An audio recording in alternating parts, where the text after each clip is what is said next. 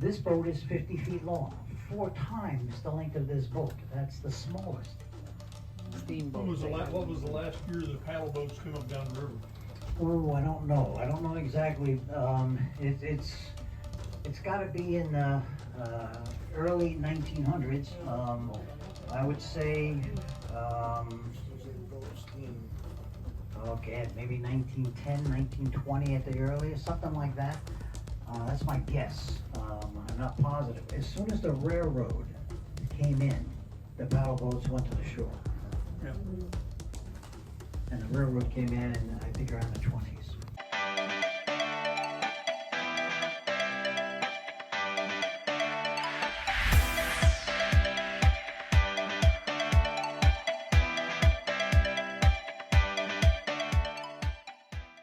We could go through there, and I probably will on the way back as long as we have some time. It's interesting that the steam paddle wheel ships, boats, carried passengers and freight from Jacksonville, Florida, all the way to South Florida on this river up until 1920s when the railroads came in. In the back there, it would be almost impossible for these 200-foot long boats to make those turns.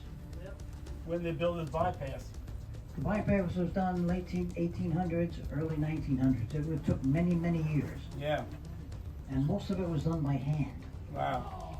The steam shovels of the time would bog down in the mud and became useless. And they wound up with digging it by hand with horses and Wow. wagons and sleds and oxen. 1829 was the last steamboat on the river. According to Google. Google really isn't How much? That's what Google says. Well, thank you. Not too bad a guess. We got a turtle over here on the Turtle? right-hand side. Is that a turtle or an alligator? Alligator where? That's an alligator. Where? That ain't no stinking big air. over there. See that right? Oh, I see him, yeah. Take a Oh, photo. cool. Is that it right there? Wow, he's You just can like make frozen. He's sunning himself. Yeah. And you thought we didn't have alligators. Oh, they're all over I there. purchased that one this morning at Walmart. They definitely taste like chicken. I've eaten them. Picture of him? He just blinked. All right, now this reads. So that's why he's out there sunning, because it's probably a little chilly. And he wants to warm up. He knows scoots. On his tail, right? Is that what he said? Back. Okay. There's a bird there. Isn't there a bird in there? Like at his back, and they immediately grab the mouth. He can hold it closed. He can hold it closed with one hand. It doesn't have a very strong opening jaw strength. If his hand slips off, he's got a problem. Because he could pop an arm off just Once it's without open, yeah. no sweat. So its closing jaw strength is huge. And when manatees leave the spring, they are now home. Small something or other. Yeah. 100 manatees live on this Pheasant. river, and they never No leave pheasants. their entire life. It's a coot. So this is a giant aquarium. Okay. It is a common, all of a sudden common gallon. It is, so they always go to the same places. You might even recognize the manatees in your area with the scar patterns on their back, and you know that, oh, I saw him last year, that kind of thing. The ones that, we've got one that goes to Massachusetts, we've got them going to the Bahamas. That's a limpkin, that brown bird with white spots. Whoa, Limpkin. Like you've got a bum leg and you're limping. You could probably cruise at close to 5 knots. Okay? So 5 miles per hour. So that's 5 miles in an hour. So you throw 8 hours onto it, that's 40 miles. Are they pretty much territorial, or do they go all the way back to Jacksonville and, you know? They travel the entire rivers. They don't pick spots. What they do is they pick food. Yeah. They're just constantly Water searching temperature. for food. When you have to have 150 pounds of food in your stomach every day, you find food. There's plenty of food here. Miles of it. Go ahead. Are these trees like, is this winter? Does it all turn green in the summer? It does. Yeah, most of these are deciduous and they lose their leaves. Another gator. Right there.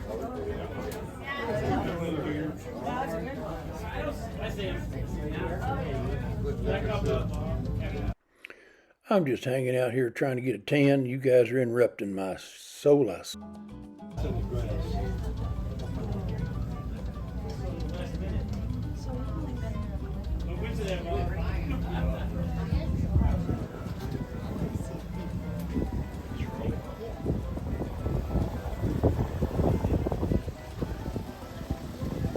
All right, so he's in this light tan vegetation.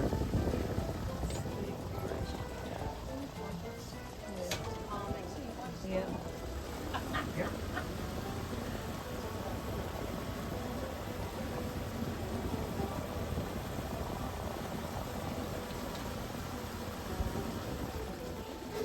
I'll stand when we go past. I like my spot.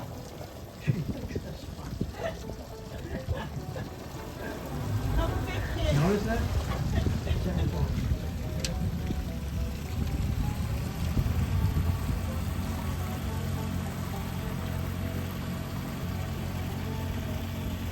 All right, I need a volunteer. Someone to lay next to the alligator so we can determine the height. Sure. Or the length. All the Karens get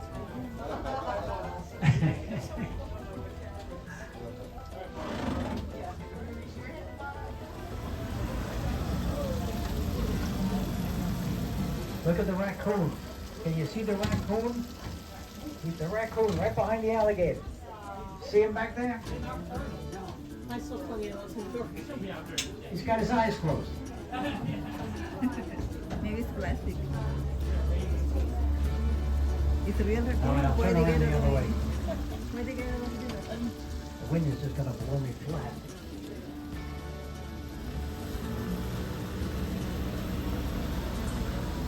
I hope the raccoon stays. I'm surprised the raccoon is that close. The alligator will go for the raccoon.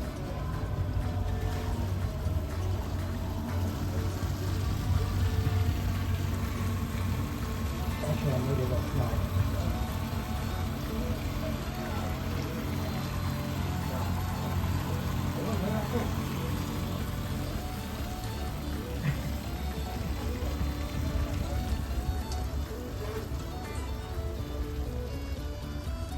Behind the alligator in that little opening was the raccoon. Not anymore? Sure.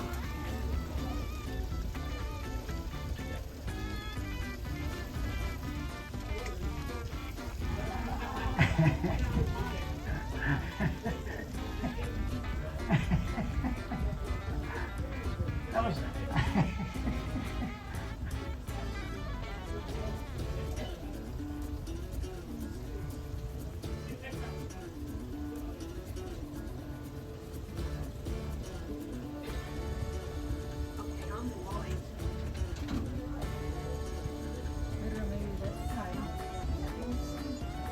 Yeah, I think it's a left hand. Oh, I see him now. Oh, yeah, now I see him. Was you looking at me? I just wanted to say hi. Oh, there is a left. You do see a raccoon, huh? Oh, no. No, you don't. There's no raccoon in there.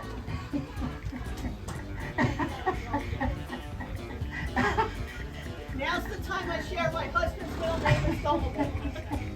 I'll give you the $20 later.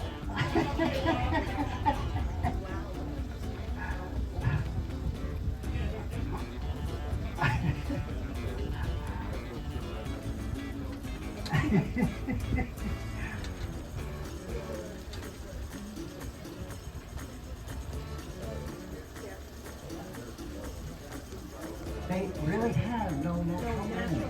No. A lot of people say, oh, it's got to be the alligators, but it's not. They don't deal with them. They have nothing to do with them. And there's nothing bigger than that in the river that Exactly.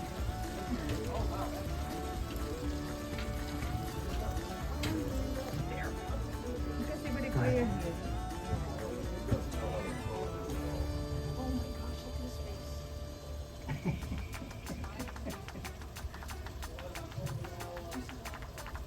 Oh my gosh, look at his face. Raccoon. The raccoon steering the boat. Okay, it's an invasive species. It got here probably from a hurricane, or birds brought it in, or took a ride on a boat. Wow. But it's doing very well in Florida. The bad part is, it's a parasitic plant, which means it attaches itself to a host and draws all of its required nutrients from that host, eventually killing the host. It's like potato plants. Something like The that. same thing, yeah. Yeah. And then the oak moss does the same thing eventually. I just hate, people love it. Put it in the water hyacinth and they eat the water hyacinth before they eat the plant. So it's like, oh, this is the best thing that could ever happen. So I hope it happens again this year. Yeah, it doesn't bother them. It's green. They don't eat the flower. The flower is a very pretty purplish flower. It looks very pretty. But yeah, and they need the food. So it was kind of amazing that we saw this happen. And this is the first year we saw it, last year. I hope it continues. We don't know what's going to happen with the Army Corps of Engineers. I don't know if they've been made aware that the manatees are eating it. We don't know yet. So that's something that we'll have to talk to them when we see them.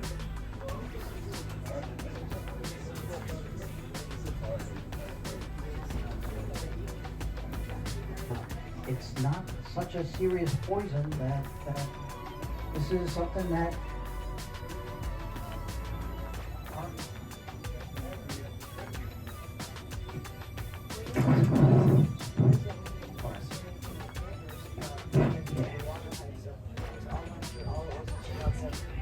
yeah, I didn't expect, when I saw him spraying, it was like, oh boy, this is gonna be a problem.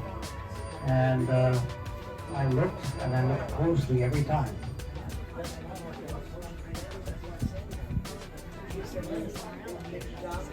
Does it affect the humans that eat the fish? Oh, that's kind of true. Can't deny that. All right, there's a bird in the tree. See the little white bird in the tree there? It's an ibis, a white ibis.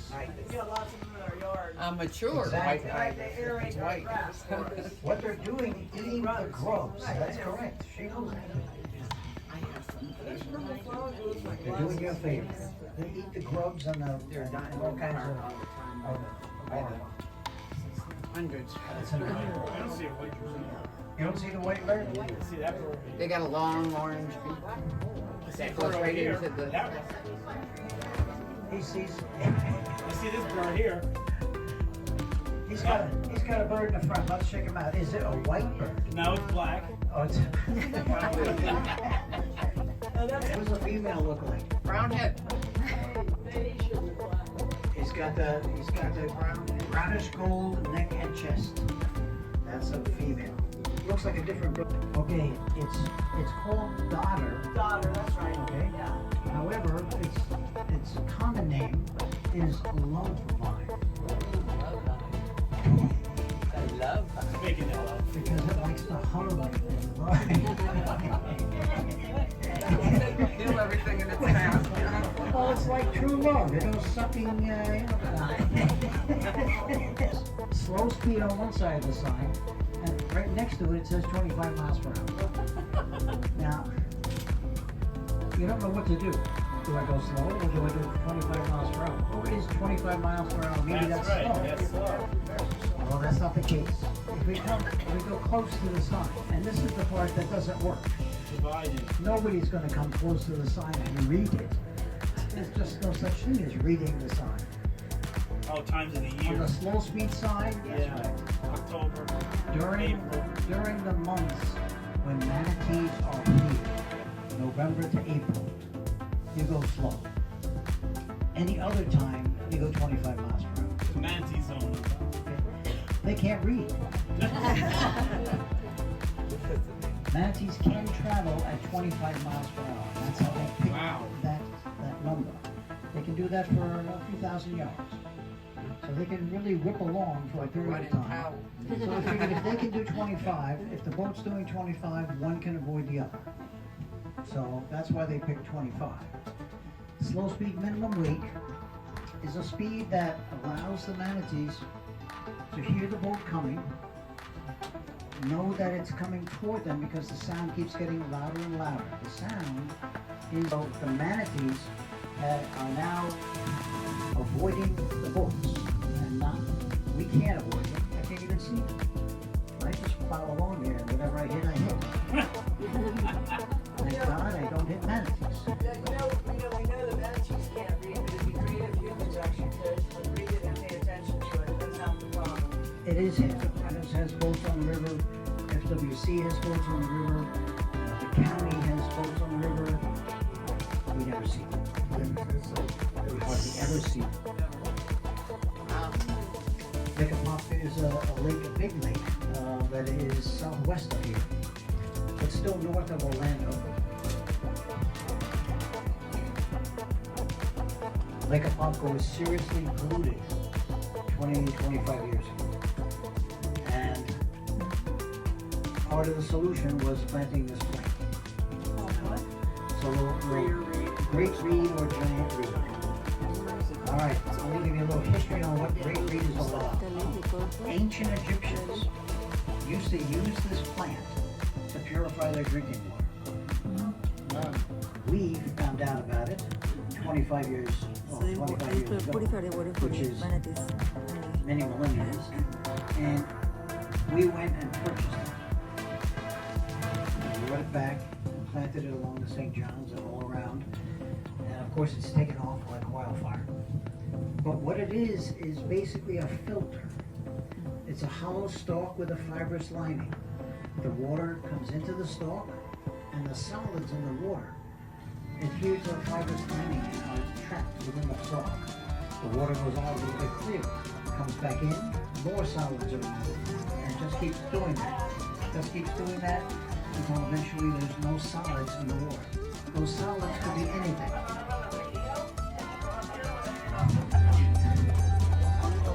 Aquawaha.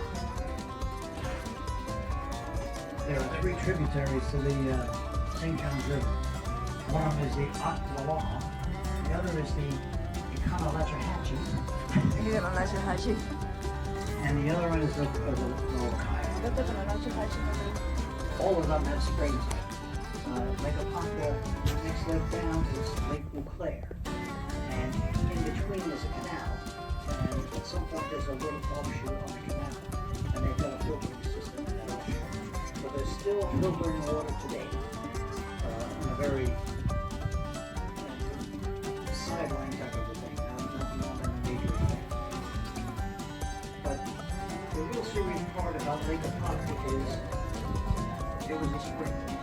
And it's a huge spring, and it's pushing the fixing Lake Apopka is a real serious thing.